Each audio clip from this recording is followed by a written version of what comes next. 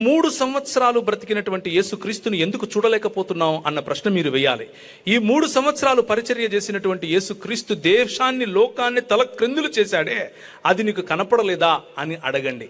ఈ 3 సంవత్సరాలే పరిచర్య చేసినటువంటి యేసుక్రీస్తు చెప్పిన మాటలు ఈ రోజుకు ప్రజల జీవితాలను మార్చేస్తోందే అన్న ప్రశ్న మీరు వేసి చూడండి.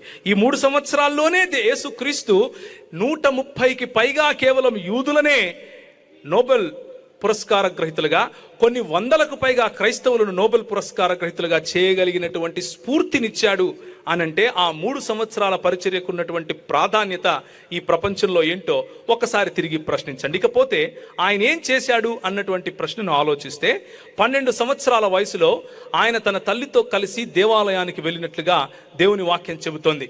ఆయన తన తల్లితో పాటు దేవాలయానికి వెళ్ళి అక్కడ కూర్చున్నటువంటి శాస్త్రులు, అక్కడ కూర్చున్నటువంటి జ్ఞానులతో మాట్లాడుతూ ఉంటే వాళ్లకు చెమట్లు పట్టాయి. ఎవడు బాబు ఈయన, వడ్రంగి కుమారుడు కాదా, ఏ స్కూల్కి వెళ్ళాడు అని ప్రశ్నించుకున్నారు. 12 సంవత్సరాల వయసులో యేసుక్రీస్తు ప్రతిభ, యేసుక్రీస్తు యొక్క ఘనత అలా ఉండింది.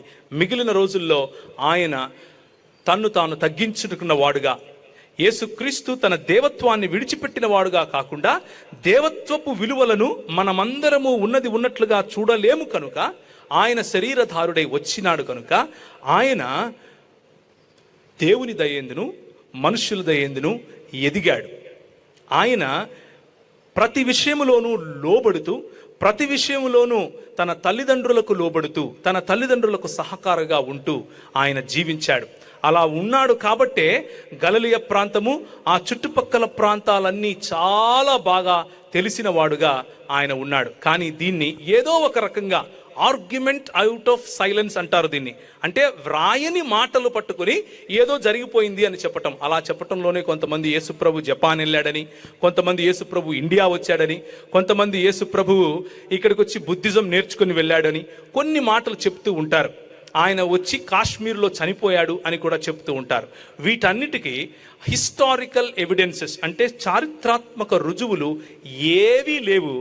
బైబిల్ గ్రంథము ఒక పెద్ద చారిత్రాత్మక పుస్తకముగా మన ముందు నిలబడి ఉంది.